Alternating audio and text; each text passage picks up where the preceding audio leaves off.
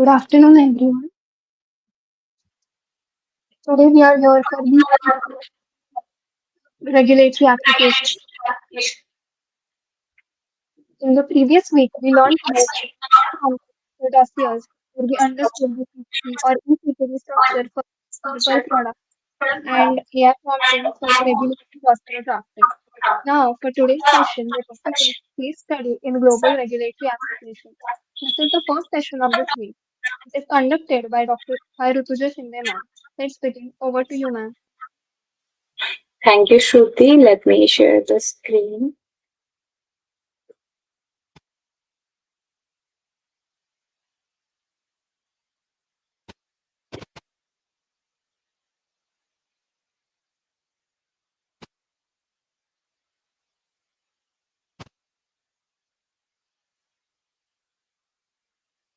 Slides are visible.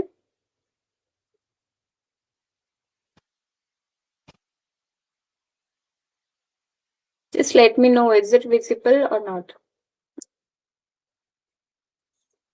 Yes, it is visible. Okay. Welcome everyone and thank you for joining today's session. Our focus will be on case studies in global regulatory applications. Over the course of this session, we will explore how healthcare products face different regulatory hurdles across jurisdictions, particularly the European Union and the US. By the end, you will see how regulatory pathways shape product strategy, timelines, and ultimately success in global markets. This is executive summary. So this presentation will walk through three real world regulatory case studies. The products we will look at are herbal capsules, nutraceutical drinks, and AI diagnostics. Each of these represents a different regulatory challenge, from traditional medicine to functional foods to cutting edge digital health. So we will compare how the European Union and US regulatory frameworks approach these categories, focusing on key differences in evidence requirements, classification, market access, and finally we will discuss the strategies implications for companies navigating this pathway. So first is three critical case studies. So our first case study will cover herbal capsules, where traditional medicine meets modern regulation. Next, we will move on to nutraceutical drinks, which sit in that gray zone between food and pharmaceuticals. And finally, we will explore AI-based diagnostic tools representing the rapidly evolving space of digital health regulation. By comparing these three, you will get a clear sense of just how diverse regulatory challenges can be and why no single strategy works everywhere. Second is jurisdictional differences. One of the central themes today is that the European Union and US regulatory systems are not harmonized.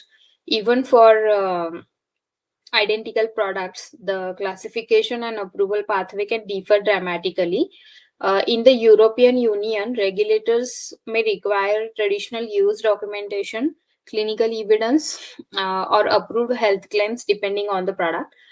In the US, the FDA often focuses on safety, good manufacturing practices, and post market monitoring, with far fewer pre market hurdles. Understanding these differences isn't just a legal requirement, it is a strategic necessity if you want to succeed globally. Third is strategic implications. So, what does this mean in practice? First, regulatory strategy must be built into product development from the very beginning. Second, companies need to weigh investment, risk, and timelines across jurisdictions. The European Union often means higher upfront cost but stronger long-term positioning, while the US can mean faster access but higher compliance risk later. Ultimately, regulatory intelligence, forward planning, and careful risk management are the key to navigating this complex landscape successfully. So we'll start with chapter one, herbal capsules. So let's begin with the first case study. herbal capsules. So this product sit at the intersection of traditional medicine and modern regulation. So here we will see how the European Union and the US take fundamentally different approaches. So in the European Union, herbal products are often regulated as medicine if they meet the traditional herbal medicinal product directive. The emphasis here is on historical evidence of use, not necessarily clinical trials. In the US, the same herbal product would almost always fall under the Dietary Supplement Health and Education Act. That means it is not considered a medicine but a supplement. So this creates two very different compliance landscape, one demanding registration as a medicine, the other allowing faster access under food supplement rule. So this is US regulatory framework. Now contrast that with the US under DSHEA. Herbal capsules are treated as a dietary supplement. So that means no pre-market efficacy trials and no medicinal claims.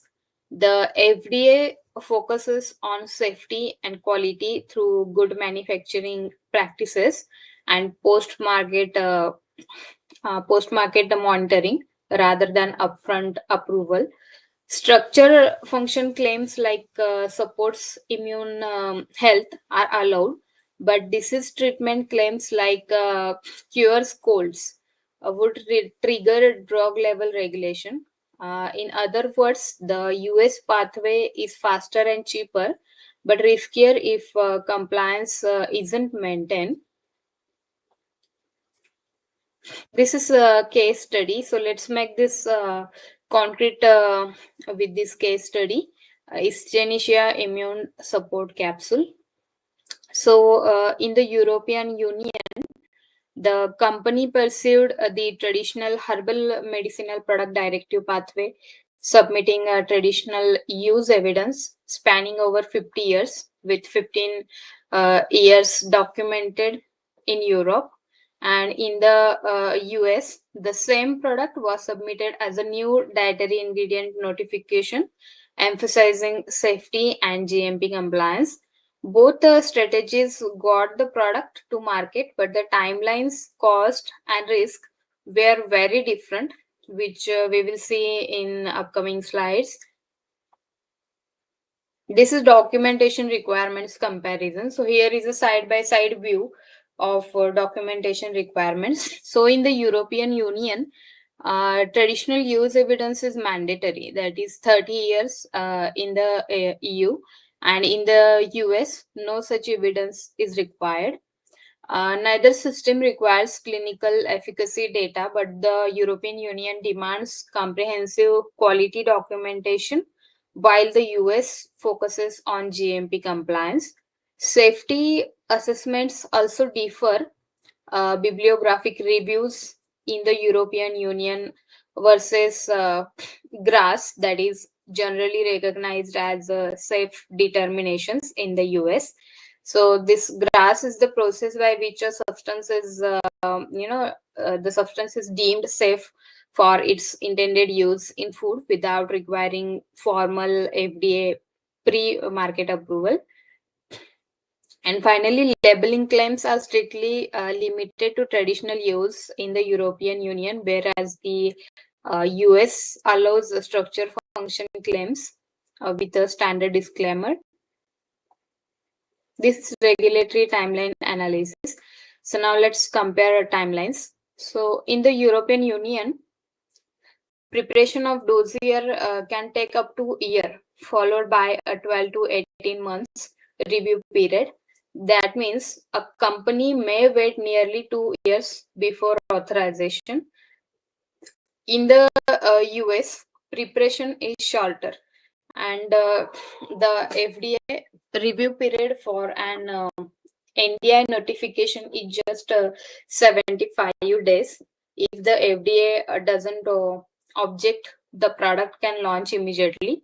So while the European Union process offers a stronger regulatory status, the US pathway provides much faster market entry.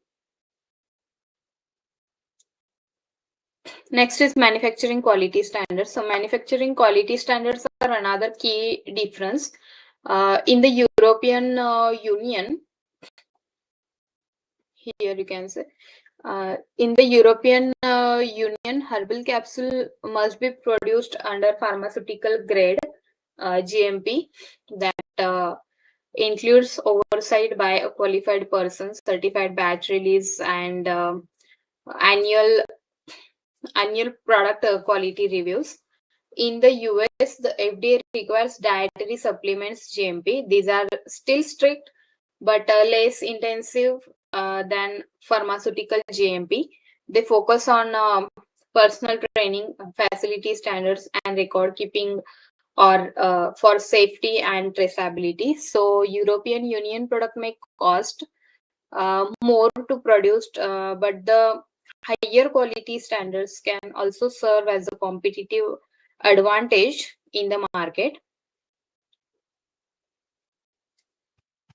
Next is marketing claims comparison. So when it comes to marketing, the gap widens further. So in the European Union, claims must be tied to traditional use. For example, based on traditional use only for the relief of symptoms of common cold. In the US, structure function claims are allowed, such as supports healthy immune system function. So the US approach is more flexible, but all claims must carry the FDA disclaimer. And so again, the European Union process offers credibility through official medicinal status, while the US provides flexibility but less regulatory backing. This is a cost benefit analysis. So finally, let's look at cost. European Union registration cost around 180,000 euro, and the process can take 18 months. In the US, notification cost are closer to 45,000 euro, with a market access possible in just 4 months. The trade-off is clear: higher cost and longer timelines in the European Union, but stronger market certainty, lower cost, and faster access in the US, but greater compliance risk.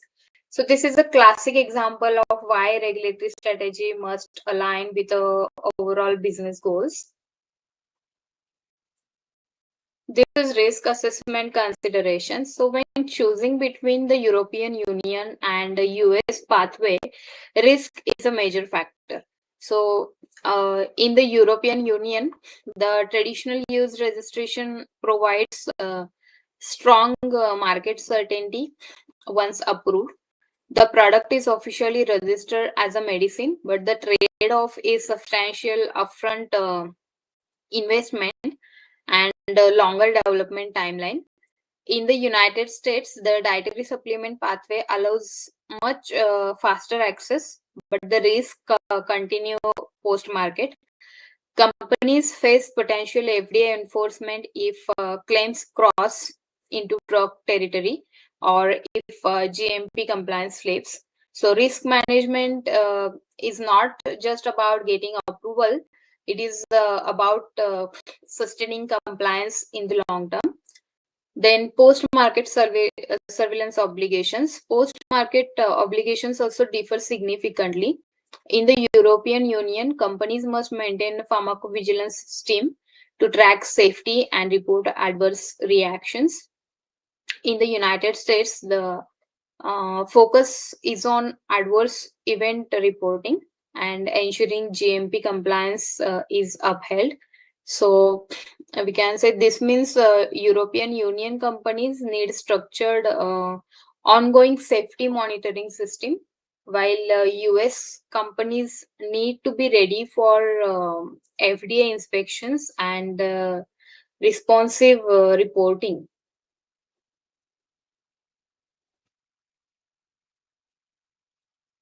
are key learning points. So let's summarize the key lessons from the herbal capsule case study. So first is regulatory strategy must be jurisdiction specific. The same product cannot follow the same pathway everywhere. Second is traditional use evidence is a valuable asset in the European Union, but plays no role in the US. Third is manufacturing standards can become a competitive advantage. European Union pharmaceutical grade requirements can elevate the product quality and credibility. So these lessons highlight why early planning is so critical in regulatory affairs. So next is nutraceutical drinks. So now let's move to our second case study, nutraceutical drinks. So this sits in an even more complex regulatory zone somewhere between food and medicine. So, in the European Union, the European Food Safety Authority regulates health claims under the Nutrition and Health Claims Regulation, requiring strict scientific substantiation. In the US, the FDA applies food supplement rules, which are less demanding but still prohibit disease-related claims. So, this create a unique set of challenges for companies seeking to make functional beverages globally.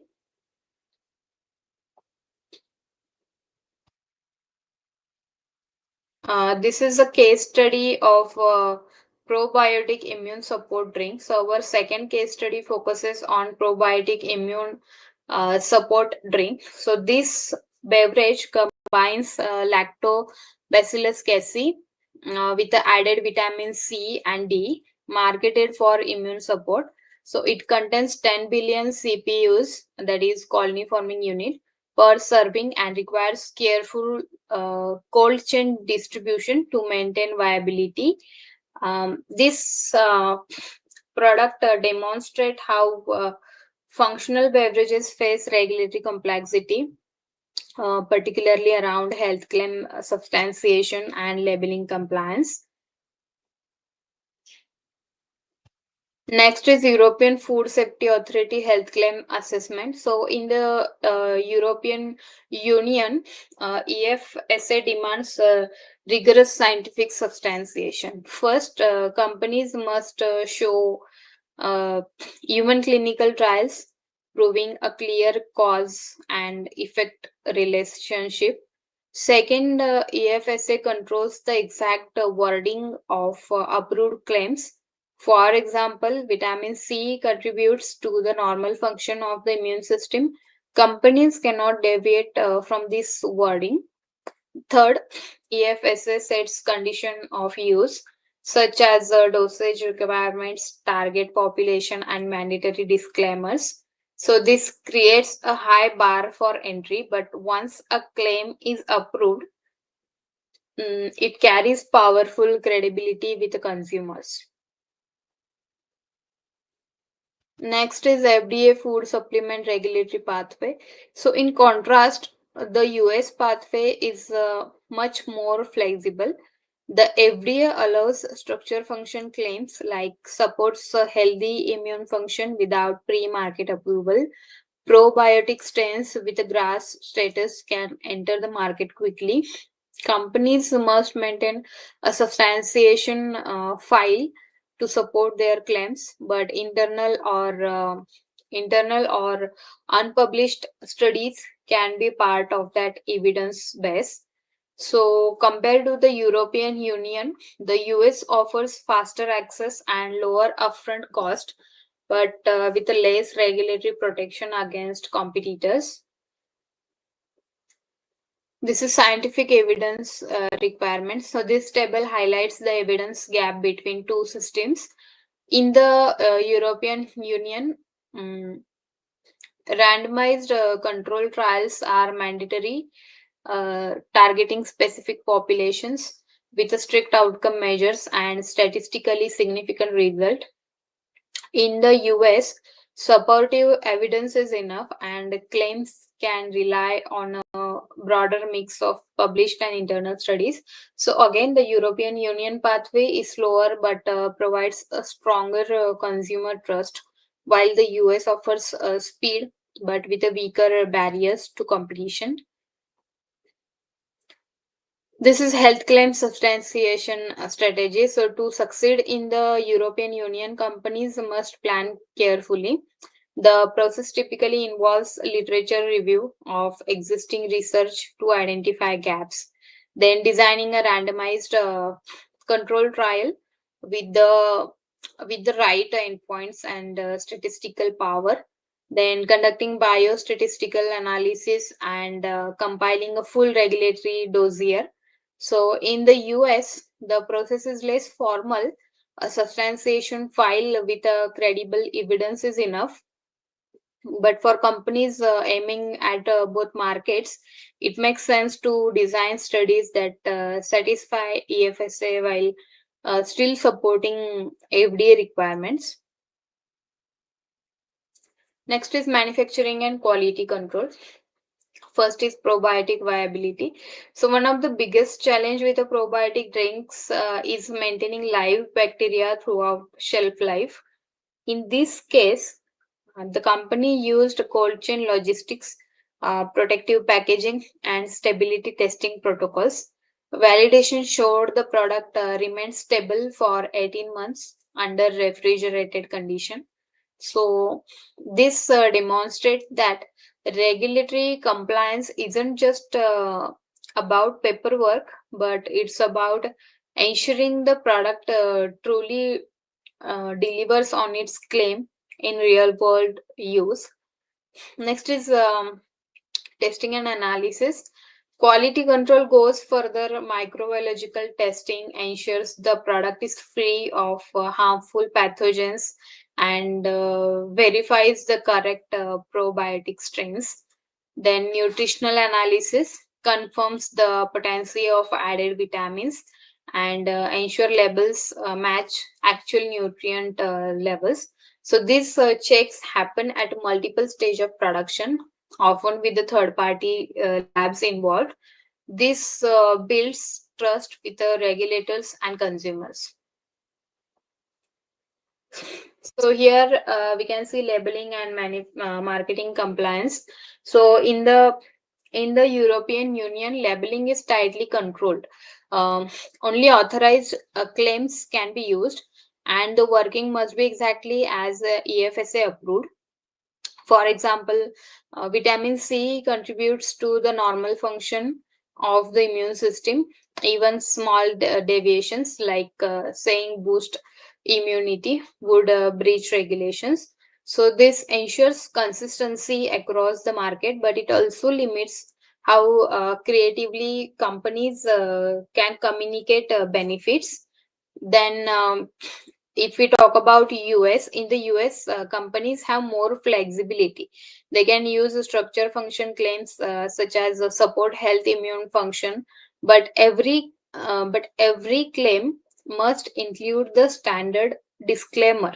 So while messaging is easier, products don't carry the same official endorsement as an EFSA approved claim, which can impact consumer trust.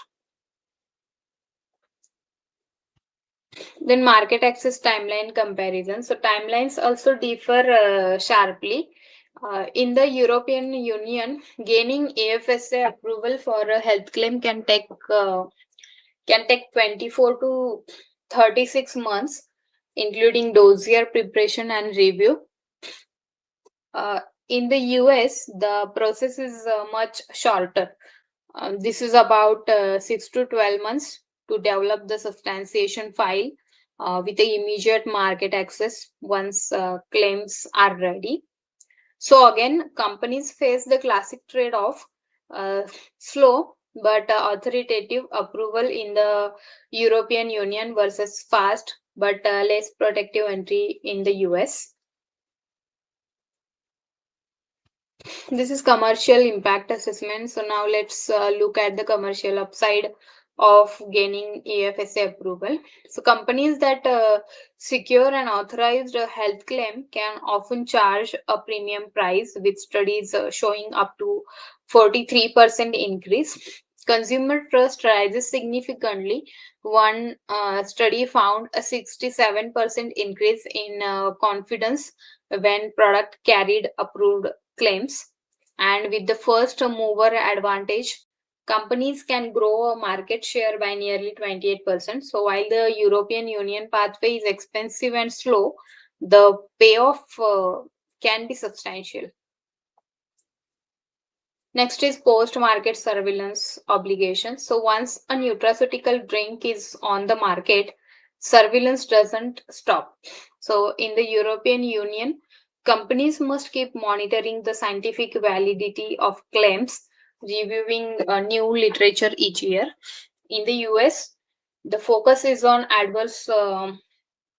event reporting and maintaining GMP compliance. Both require ongoing systems for consumer complaints, safety monitoring, and regulatory updates. So, staying compliant is an ongoing commitment. Next is strategic regulatory consideration, investment versus return. So, in the European Union, the upfront cost of EFSA authorization can be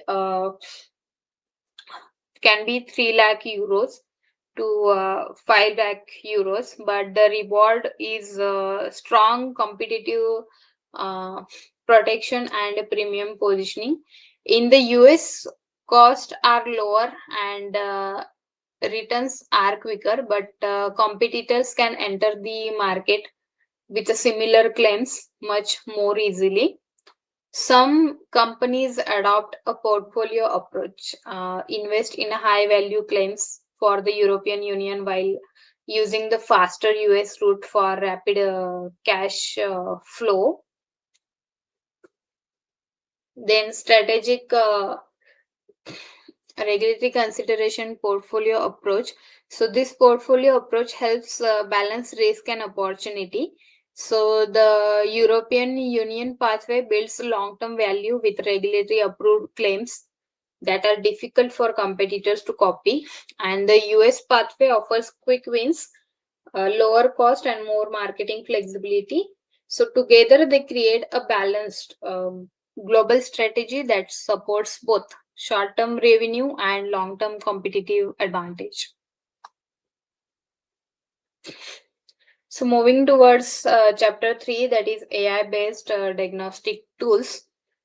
So, finally, let's turn to our third case study, AI based diagnostic tool. So, this is the most complex category of all because the technology is evolving faster than the regulation themselves. So, both we can say European Union and US are adapting their frameworks to address unique challenges from algorithm transparency to post market monitoring. So this case study will highlight why digital health is becoming the new frontier in a global regulatory strategy. So artificial intelligence in healthcare is advancing rapidly, and regulators are racing to keep up. So, in the European Union, the new medical device regulation or MDR sets a strict requirement for AI based diagnostic tools. In the US, the FDA has developed a dedicated framework for software as a medical device. Both systems recognize that AI creates unique challenges. Algorithms learn over time. They may operate like a black box, and they require ongoing monitoring to ensure safety and accuracy. In a European Union MDR approach, AI diagnostic tools are classified as a medical device under MDR. So sorry most fall into class 2A, higher, meaning a notified body must review them. Requirements include the clinical evaluation to prove performance and safety, quality management system under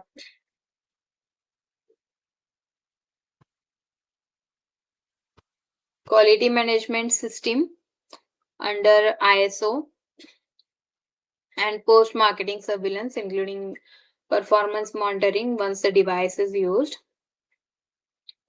Then US FDA framework. In the United States, the FDA regulates AI diagnostic as a software as a medical device. The regulatory pathway depends on risk. If a predicate device exists, companies can pursue 510(k) clearance. If not, they may need a de novo classification. So de novo classification is a risk based regulatory pathway established by US, which is more involved. In either case, the FDA expects a strong clinical validation, detailed software documentation, and evidence of cybersecurity safeguards. So while the terminology differs, the US and European Union share the same goal, ensuring these tools are safe and effective for real world use. Just give me a minute.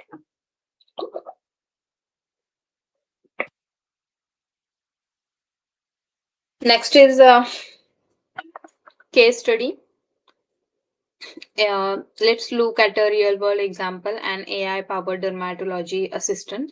So this tool analyzes dermatoscopic images to support a differential diagnosis for skin lesions. The algorithm was trained on over 1 lakh validated images and achieved 94% sensitivity and 89% specificity for melanoma detection in trials. It outputs probability scores and confidence intervals to assist clinicians. So this case illustrates both the promise of AI in healthcare and the complex regulatory demands it must meet. Next is European Union MDR classification and requirements. So under MDI, this AI dermatology tool would be classified as a class 2nd A device under Rule 11, since it supports healthcare decisions. So that means it requires a CE mark via notified body assessment, clinical evaluation demonstrating safety and performance, validation of the algorithm across diverse patient population, and an ISO 13485 compliant quality management system. So these requirements ensure the product is safe, effective, and trustworthy before it can reach the market. Next is FDA software as a medical device pathway. So in the US, the FDA follows a structured pathway for AI based diagnostic tools. Step 1 is risk categorization. In our dermatology example, this is class 2, meaning moderate risk. Step 2 is identifying a predicate device. If one exists, the company can pursue the 510(k) route. If not, they must go through the de novo process. Step 3 is a clinical validation study to show safety and effectiveness or equivalence to a predicate. Finally, step 4 requires full software documentation, algorithm design, validation protocols, and cybersecurity safeguards. So, this ensures the FDA has a complete picture of how the software works and how safe it is for patients. So when we compare the European Union and US, we see many similarities, but also some differences. So European Union MDR typically requires a clinical investigation unless equivalence can be proved. FDA often requires clinical studies too, but may accept more flexibility if substantial equivalence is shown. Both systems encourage real world evidence, but don't accept literature reviews alone. Algorithm validation is a critical in both region through European Union requirements for post-market studies are stricter. In short, both regions demand robust evidence, but the European Union tends to be more prescriptive. This is algorithm development and validation. So for regulators, the quality of data set is everything. In our dermatology example, the AI was trained on over 1 lakh images from diverse population. Data curation included expert dermatologist validation, image quality checks, and bias mitigation. Performance was validated using metrics like sensitivity, specificity, positive predictive value, and negative predictive value. Independent data sets were reserved for testing to prevent bias. So, this approach not only satisfied regulators but also build trust among clinicians who would be using the tool. Next is regulatory submission documentation. So regulatory submissions for AI tools are extremely detailed. They usually include technical documentation, device description, risk analysis, and software lifecycle evidence. Then clinical evidence, clinical evaluation reports, and post-market clinical follow-up plans. Then quality management, ISO 13485 documentation and design controls. Then cybersecurity assessment, risk models, vulnerability analysis, and security controls. So together, these elements give regulators confidence that the product is not just effective but also safe, reliable, and secure. Next is software lifecycle management. So both European Union and FDA framework require strong software lifecycle management. So this means following IEC 62304, the international standard for medical device software, and it covers planning and requirement analysis, then architecture and design, implementation and integration testing, ongoing maintenance. So design control and risk management must be built in from the start. Regulators wants to see that safety and quality are baked into every stage of software's life. Then this is post-market surveillance in European Union. So post-market obligations for AI diagnostics are very strict. Manufacturers must carry out post-market clinical follow-up, meaning they proactively collect data to confirm the tool's safety and performance. So again, this includes ongoing monitoring, algorithm accuracy, detection potential bias, tracking algorithm drift over time, and integrating user feedback. So the goal is to ensure that performance remains stable in a real world clinical use, not just during trials. Then post-market surveillance FDA. So the FDA also has post-market requirements, though the focus differs. Companies must comply with the medical device reporting rules, notifying FDA of adverse events or malfunctions.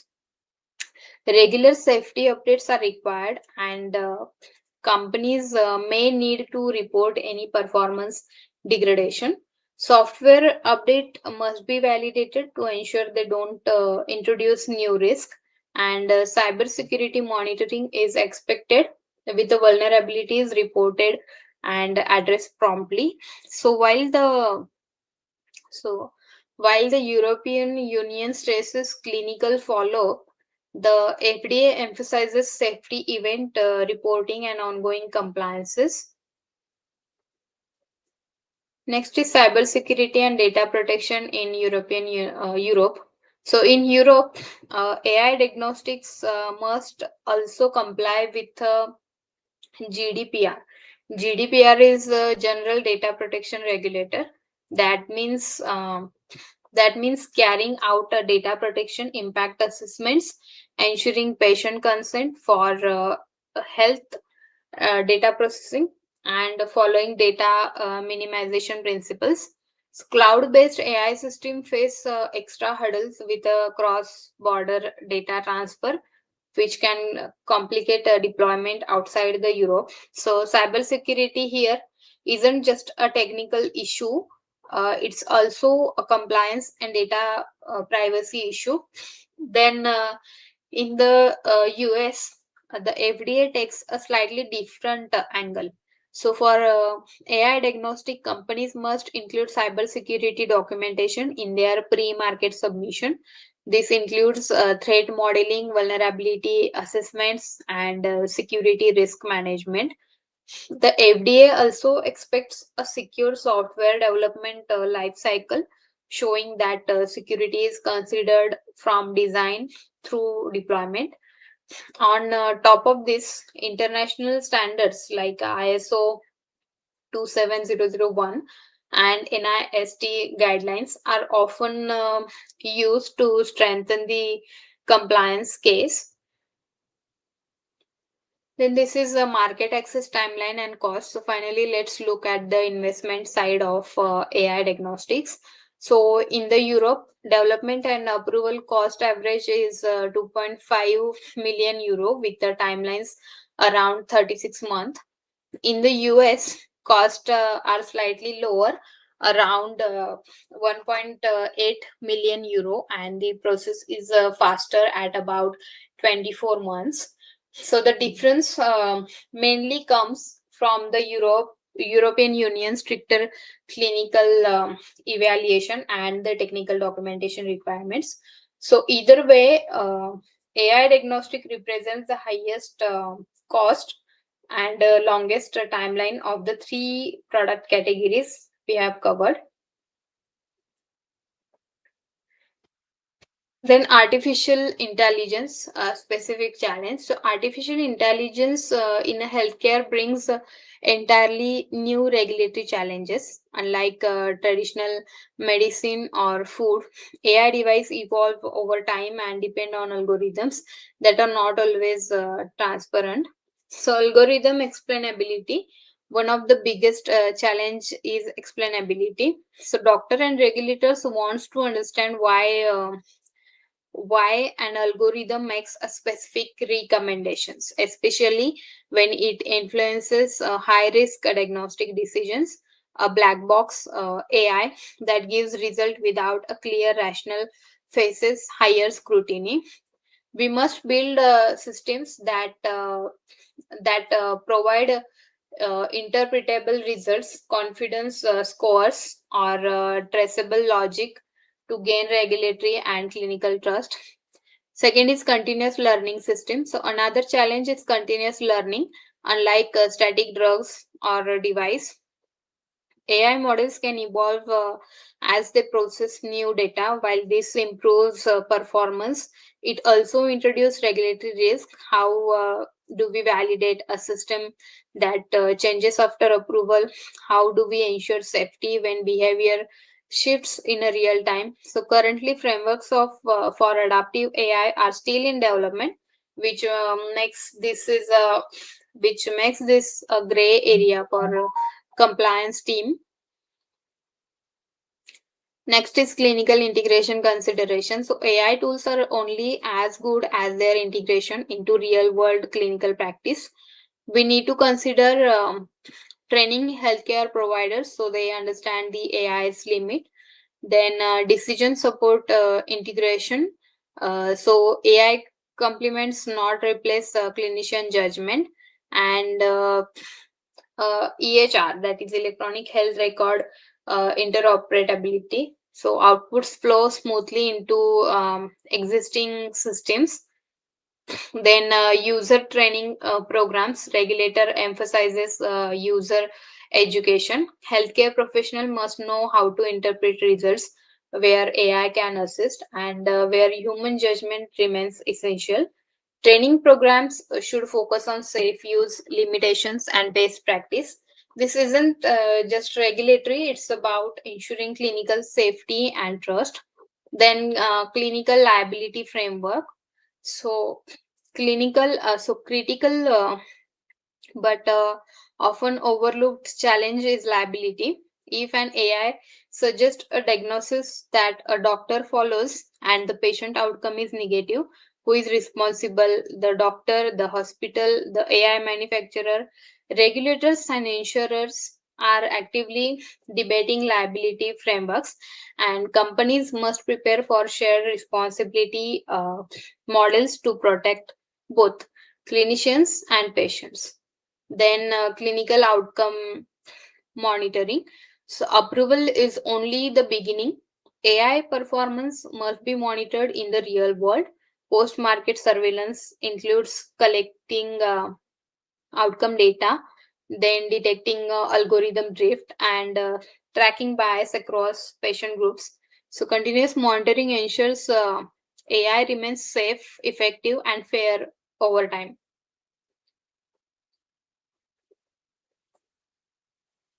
Next is comparative analysis, cross case regulatory insights. So now let's compare the three product categories we studied, that is herbal capsules, nutraceutical drinks, and AI diagnostic tools. So we see that herbal capsules have moderate complexity because such depends on traditional use documentation. Nutraceutical drinks are more complex as they require strong scientific substantiation of health claims. And finally, AI diagnostic tools have the highest complexity, nearly 95%, due to novel technology assessment and clinical validation demands, and the fact that regulations for AI are still evolving. So, this makes them the most challenging area for global regulatory strategy. This is investment and timeline comparison. So when we look at the cost and timelines, the differences become very clear. Herbal product and nutraceuticals require lower investment and shorter timelines. Uh, though the Europe pathway is still slower than the US, AI diagnostic tools, however, require millions of pounds in investment and development cycles spanning 2 to 3 years or more. So, this shows that companies must carefully balance resources. Simple product can launch fast, while AI requires long term commitment. Then these are risk benefit analysis. Um, so if we see Europe market strategy, in the Europe regulations are stricter, but this creates advantage. Uh, High barriers mean fewer competitors, premium pricing potential, and stronger consumer trust. If you are willing to invest heavily in regulatory compliance, the Europe offers greater long-term protection and exclusivity. So it's a high investment, high reward market. And if you talk about US market strategy, so the US is different. It allows a faster entry, a lower cost, and greater flexibility in the marketing. For herbal products, structure function claims allow quicker market access. For nutraceuticals, GRAS and supplement pathway are cheaper.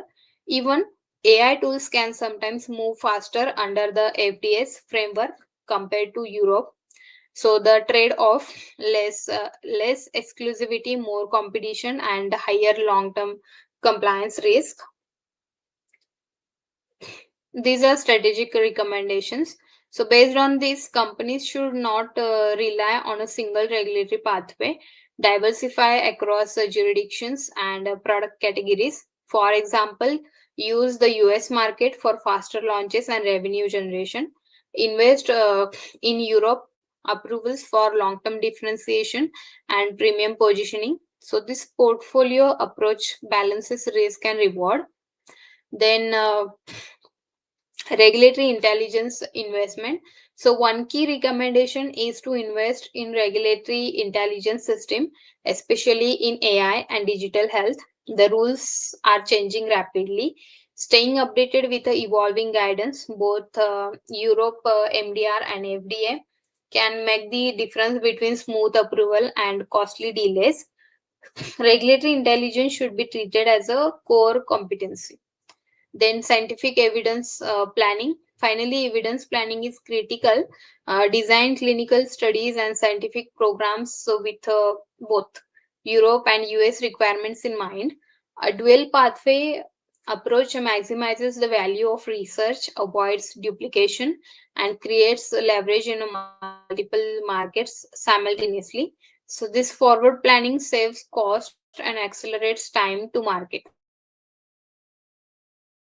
Future regulatory trends. So, looking forward, three trends will reshape a global regulation. First is digital health evolution.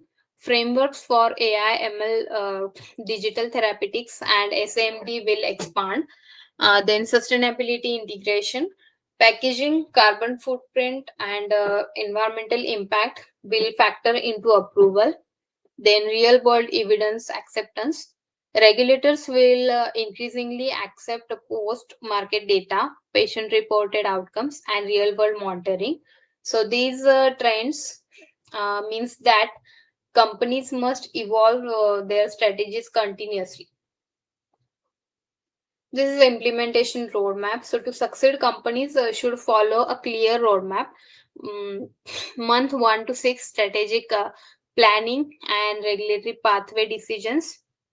Then 7 to 18 months development studies, technical documentation. Then 19 to 36 month regulatory review, authority interactions and approvals. And month 37 onward, commercial launch, post market surveillance, and ongoing compliance. So, this roadmap ensures smooth progression from idea to market entry.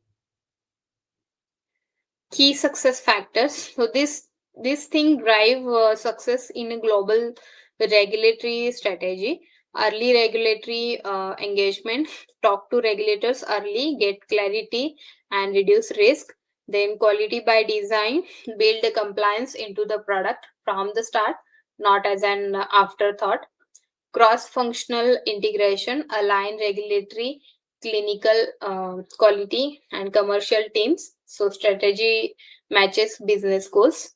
With these factors in place, companies can turn regulatory complexity into a competitive advantage.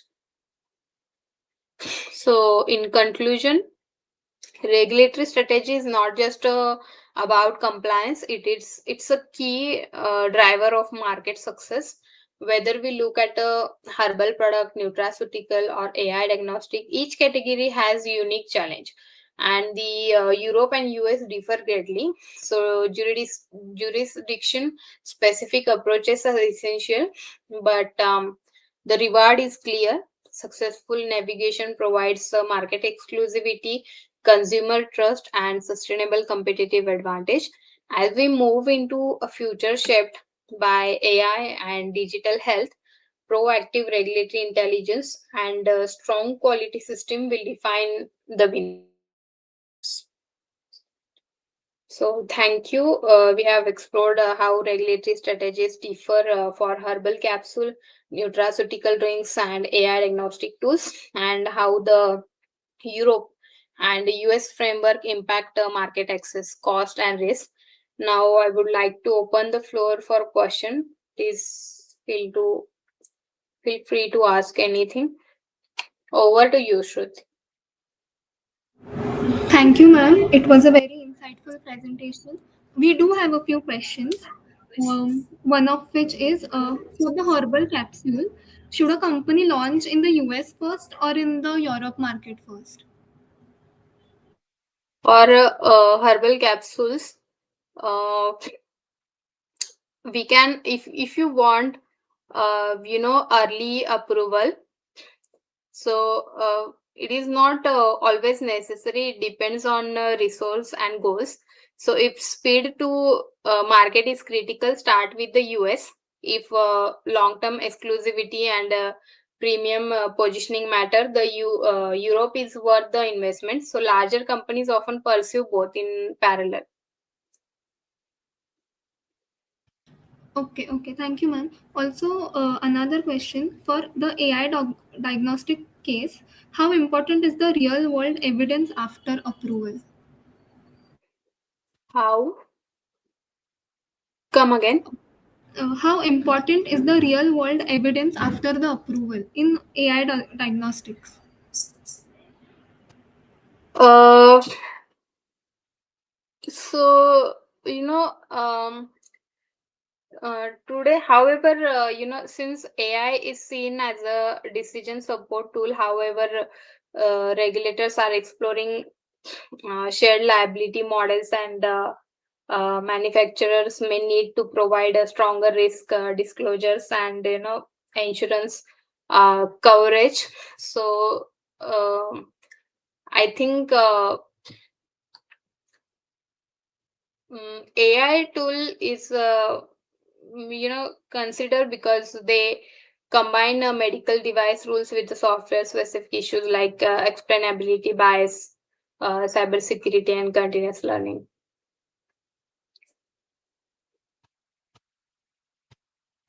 Okay, ma'am. Thank you. So that's all. Yes. Yes, ma'am.